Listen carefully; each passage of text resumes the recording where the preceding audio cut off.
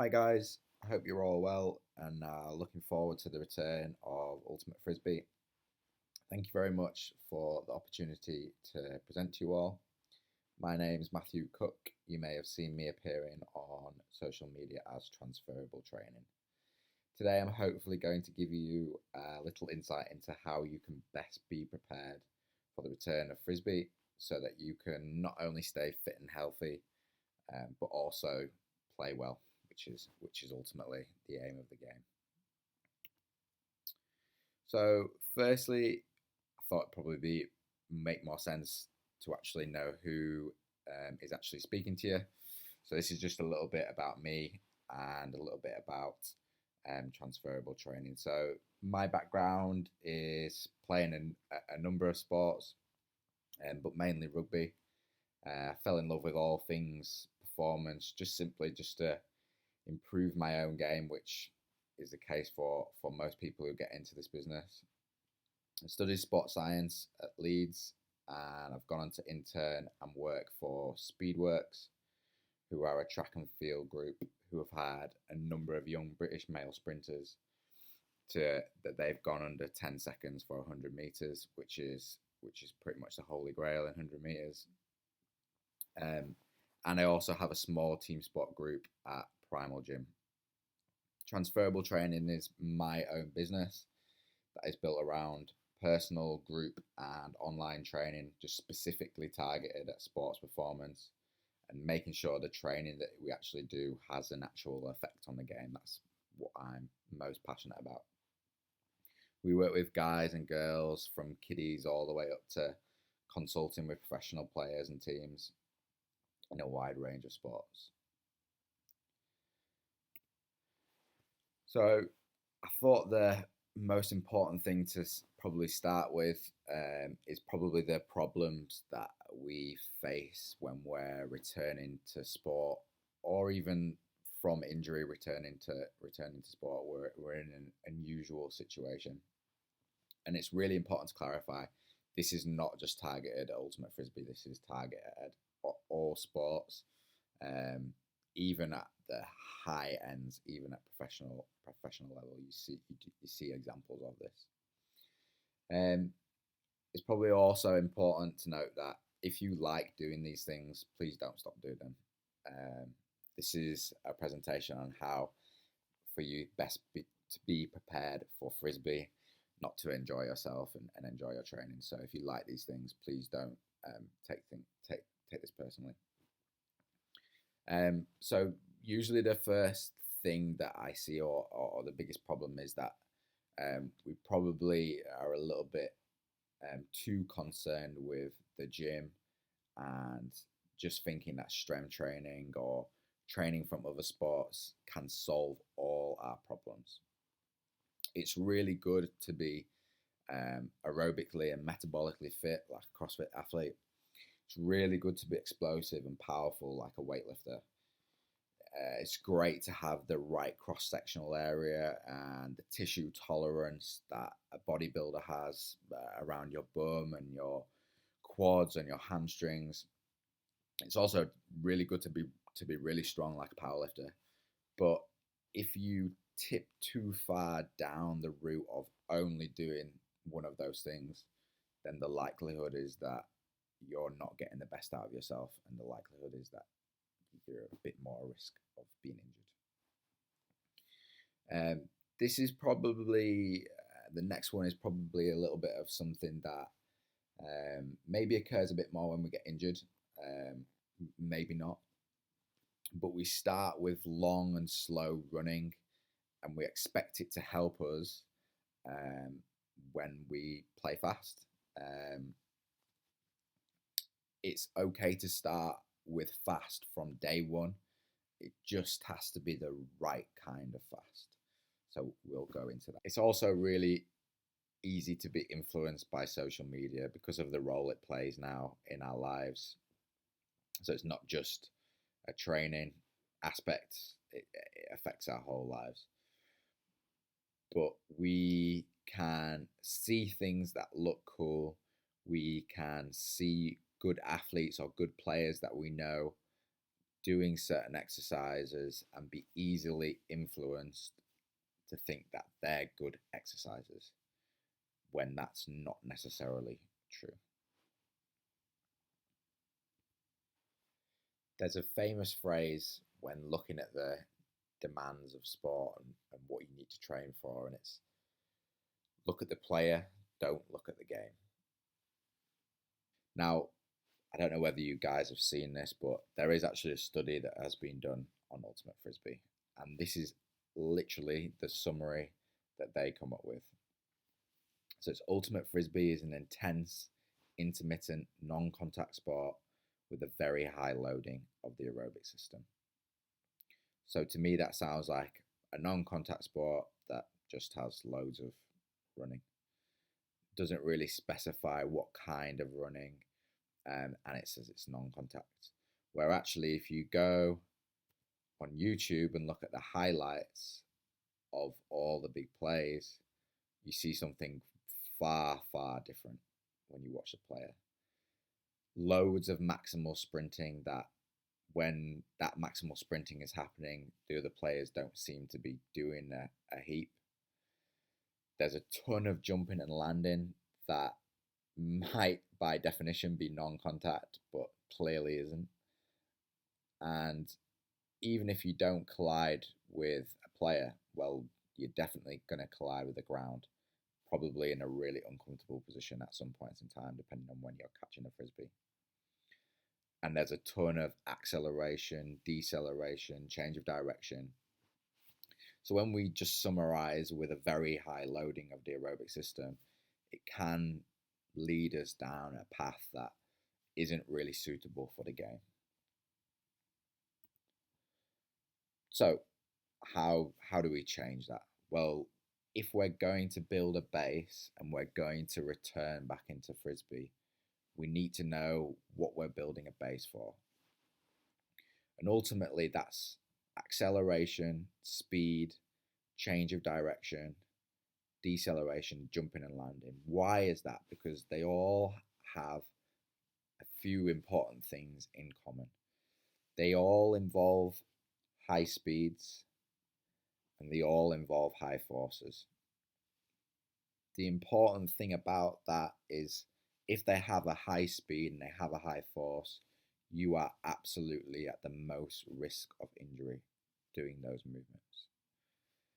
They're also all game defining, and by game defining, I put that just in abbreviations, but you're likely going to score a point or save a point while doing some of those things, or certainly at the very worst, you're creating or closing down space.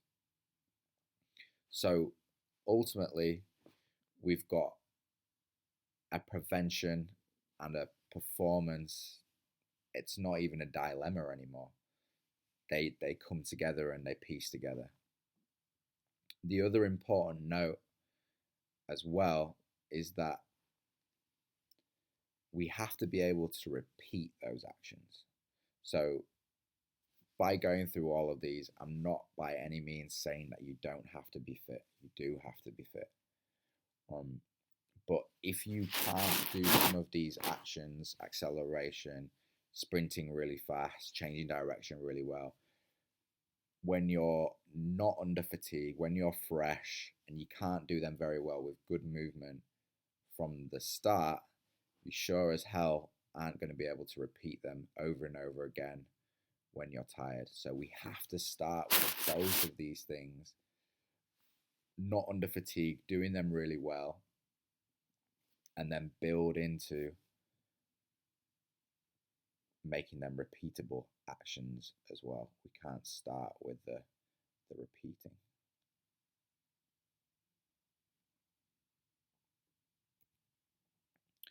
So you might be saying, this is all really cool, Matt, but I don't really know how to do that, which is completely understandable. So this is just a tool that you guys can start to just maybe even just create some of your own exercises into this and start to have a little bit of an idea of how you can go about doing this. Anatolia Bondarchuk is a throws coach who has a number of Olympic medals to his name as a coach, and he's now obviously had a big influence in terms of periodization for strength and conditioning. This is his classification. You can see on the left there's an arrow going up that just says specificity, and then you can see the pyramid that has the event at the top: competitive exercise, specific development exercise, specific preparatory exercises, general preparatory exercises. You can also see that there's a bit of a description of those categories as well. The first two are preparing the athlete's body to handle the demands of training, whereas the second two are a bit more about making sure that performance and that specific areas of performance, you're prepared for them and you're actually doing them really, really well. So if we've got our exercise classification and we've now got our key components that we need to be ready for, we then just need to make an exercise classification for each of those specific things. So acceleration and speed. Our general exercises are underpinnings of speed and acceleration. Just start with basic foot control, hip stability, and exercises like these that can be done without any equipment, that can be done on any day, that isn't going to cause a great deal of fatigue, that you can just put into warm-ups, can then start the process. Once we've nailed those things, we can start and get really strong and really explosive in the gym. Squats, deadlifts, step-ups all play a vital role in that. We need healthy, strong, conditioned hamstrings, again, all of which can be achieved without much equipment. We have to load them isometrically and eccentrically at different lever lengths with different loads. And then we just have to get explosive and start to move our weight really fast. We then can start to move a little bit more into, or move to a little bit more of specific exercises like hurdle mobility. Essentially, we're just looking for loads of coordination and we're getting tons of conditioning around our hip flexors and our feet and ankles again. So we're staying healthy, but just starting to build a base for faster movements. From there, we will move into jumps. So little rudiment hops where we're not asking for big heights, but asking for elastic contacts, maintaining stiffness in all different directions. We'll then intensify them and go into things like hurdle jumps, lunge jumps, where we're targeting different ranges and different legs, or unilateral and bilateral. We then move into drills. Our main ones are dribbles and scissors, which we can do over long distances and turn into runs. We can do them with rotations. How often do you guys sprint and have to look behind you or look to the side to see what a player's doing or where the Frisbee is? These can be done at all levels. None of these exercises are for any specific level of athlete. Everyone should be doing them, kiddies included. We do them big ranges into small ranges into big ranges to prepare us for different rhythms and changes of speed that we experience in the game. We have special strength drills that essentially help us exaggerate different step characteristics and target some lagging areas. We will then move into resisted bounds to target and start to build our base for acceleration. These are essentially short resisted runs, where not only are we getting a chance for technical improvements to practice them over and over again, but we're getting a massive conditioning effect as well. Again, all shapes, all sizes, all abilities don't need any special equipment. We do them over longer distance as well, as we get more comfortable running faster. And then we move into upright running. We often use hurdles to shape our running a little bit and direct us towards a little bit more of a healthier running pattern, sprinting pattern. Again, we overload that with med balls. We may put a ball in hand if that's necessary. There's no reason why we can't throw frisbees and run after them over the hurdles.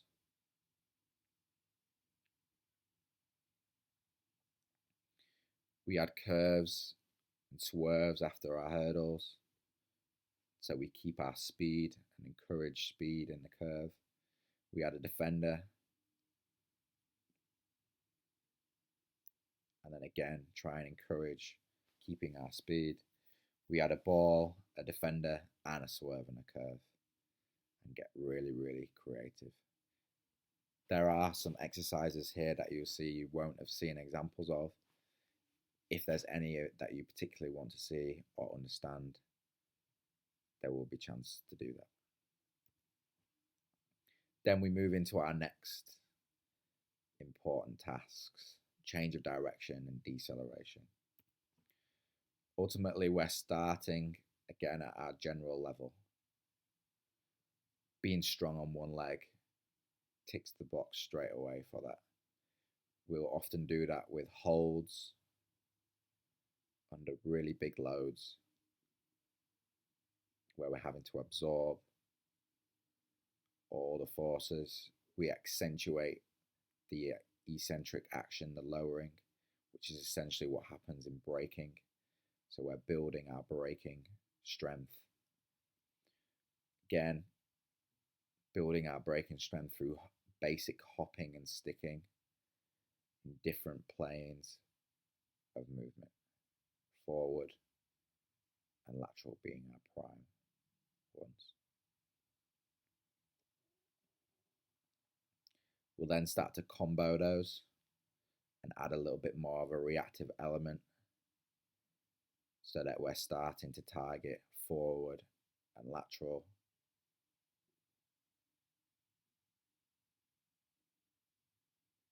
The same way we would for change of direction. We get very good at skipping in different directions as well. This is our big ACL prevention exercise. And then we start to add more task-specific movements where our head is looking one way, our body and hips have to do another. We prepare our tissues for the rigorous demands of acceleration, deceleration in different planes.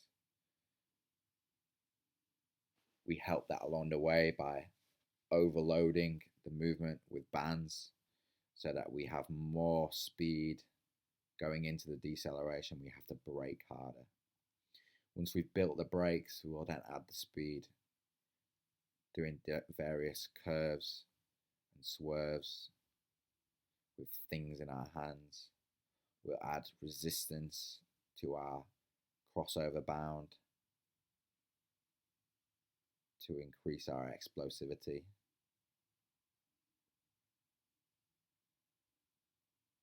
Again, we add things in our hands, we hold things overhead, we hold things in one arm to challenge our trunk to stay stable while we change direction. We accel, we decel, and then we accel. And again, do that in different angles, with different rotations of our trunk in different places. Again, there are some examples, and again, that final one, let's get to Frisbee. How do we get to Frisbee safely? Finally, we said that jumping and landing was again an important task to manage. And again, it starts with the basics. Just being able to be stable on one leg, balance and move in all kinds of different directions.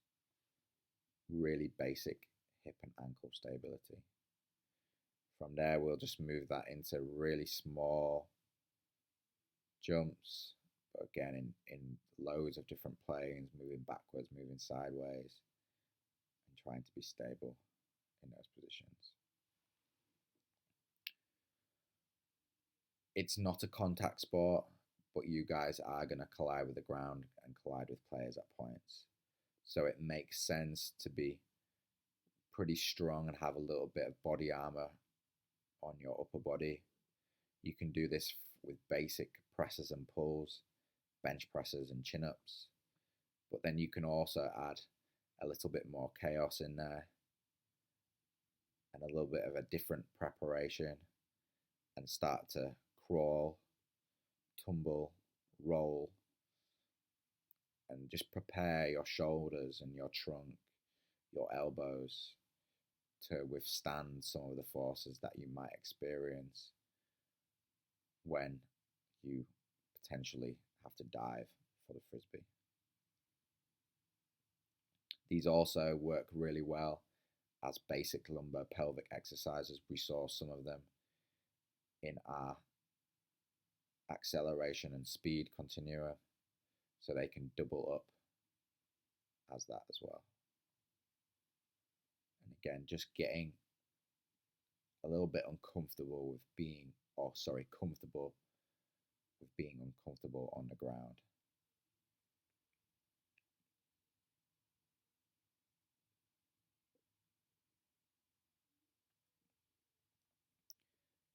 For basic jumping and landing, I would expect the same kind of big compound lifts that you would experience for acceleration and that you would experience for speed. Nothing much changes there. There's nothing wrong with getting really strong and powerful in those lifts. From there, we'll move into really basic extensive jump circuits, which we'll do for time, and just again building tissue qualities for jumping and landing. Then we'll add in different landings, caught high, caught deep, caught lateral, with spins. You can even add a partner to this and push them in the air as they jump. Again, it's just all preparation for what you might experience in the game.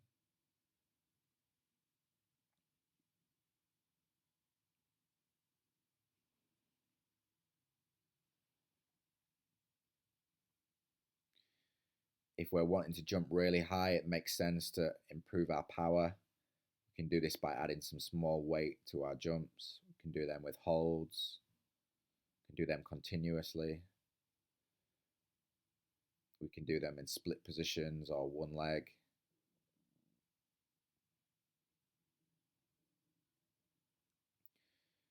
We can take weights away and move them fast and dynamically and add a bit of coordination. Get comfortable with being in the air.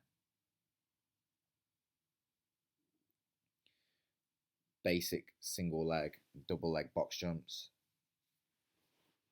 Nothing new, but then can be taken into a little bit of an approach. Again, it's very rare that you guys will have to statically just jump. You'll quite often be running into it and doing it off one leg and two legs. If you're really strong, it makes sense to overspeed your jumps And then you can start adding some approach jumps in there and start competing. And again, landing in different positions, being pushed as you approach and jump, so that you start to experience what you're going to do in the field, on the field, and be prepared for it. So to summarize, I use fit as an all-encompassing term. Be fit for purpose. Being fit for purpose doesn't mean be fit for jogging. Doesn't mean be fit for Olympic lifting. It means be fit for Frisbee. I've hopefully showed you some of the, not only the tasks that you might get injured in, but likely the task where you'll score some points or defend some points. If you're fit for purpose, you'll be fit for those tasks. Good training is good training. Performance and prevention come together. There's no special exercises that just deal with prevention. There's no special exercises that just deal with performance. If someone is saying that, it's very likely that they're just trying to sell you something. Work backwards when designing your own or your team's training. I've hopefully given you some ideas that you can start using team training as well. Be aware of what your worst case scenario is. Your worst case scenario in jumping, for example, is going up, contesting, being knocked off balance, having to land on one leg facing a different way that you started the jump. Be prepared for that. That doesn't mean that you have to go straight in and start doing that. It just means be aware of it and get there slowly. We tend to start at the extremes, long and slow to build our base of fitness. We just lift and just depend on being strong and hope that helps us, when what goes on in the field is 100 times faster than what we experience in the gym. Or we just go out and play Frisbee and just hope for the best. None of these will work in isolation. They might get you so far. They might help if you're just wanting to enjoy Frisbee. But if you want to be the best that you can be, just doing one of those things in isolation isn't going to do the job. So what do? Well, you go against the grain. Start somewhere in between all of those things. Start with everything in your program, but just start with a little bit of a bias towards general exercises, and then progress slowly to developmental exercises. You've got that list, you've got those videos, and start then to progress into competition exercises from there. Frisbee will take care of the rest. Guys, thanks for listening. You can visit my website where we have one-to-one and group training options, and also online training options. Some of you may have seen that. You can visit my Instagram, Facebook, and Twitter, all of which are transferable training. If you want to see more examples of videos or just see what's going on day to day with the guys who do train with me. If you have any questions whatsoever, you can either message me on Instagram, Facebook, or Twitter, or you can drop me an email and I will be happy to answer any questions that you have.